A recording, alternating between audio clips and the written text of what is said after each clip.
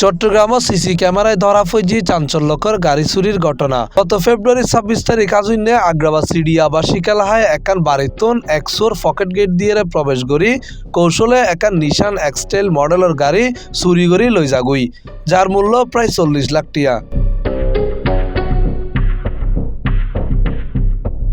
ভুক্তভোগী বিষয়গান সিএমপি ডাবলমণি থানায় অভিযোগ করিলে অভিযোগ ফাইবার ফরতুন পুলিশ তথ্য প্রযুক্তির সহযোগিতায় অভিযান চালায়। মাত্র 8 ঘন্টার মধ্যে ফেব্রুয়ারির 27 তারিখ ডিসি পার্ক এলাহাতুন চোরাইকৃত গাড়ি সহ সাইমন নামের এক ব্যক্তিরে আটক করেছে। তো 26 তারিখে আমাদের যিনি বাদী ভদ্রলোক তার নিশান এক্সট্রেল গাড়িটার নির্দিষ্ট জায়গায় পার্কিং করেছেন তার বাসার নিচে। এটার গাড়ির নাম্বার হচ্ছে ঢাকা মেট্রো ঘ 114971।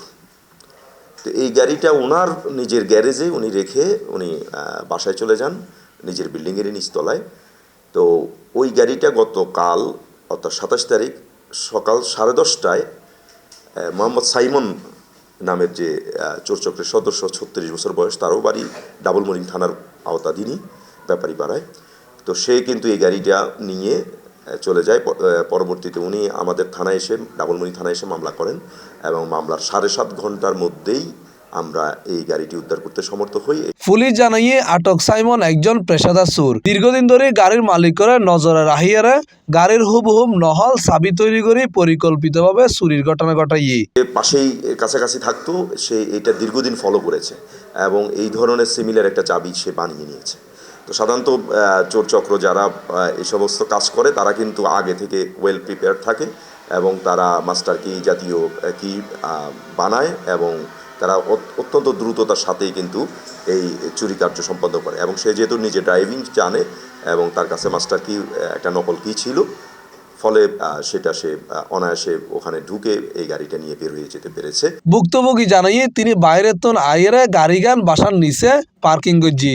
সুগর ফলকে অল্প সময়ের মধ্যে গাড়িগান লইয়ারে সুরদাই যাগুই। ফুটেছে দেখার পরে তখন দেখা গেল যে সে এখানে আগে আসতো আর কি, একজন মাঝে মাঝে আসতো এখানে। তো সে ভিডিও সেখান থেকে আমরা তাকে মানে ইয়ে করে ট্রেস করি। তো তার মোবাইল নাম্বারটা নিয়ে ট্রেস করে আমরা ওই যে সরাসরি থানায় চলে আসি।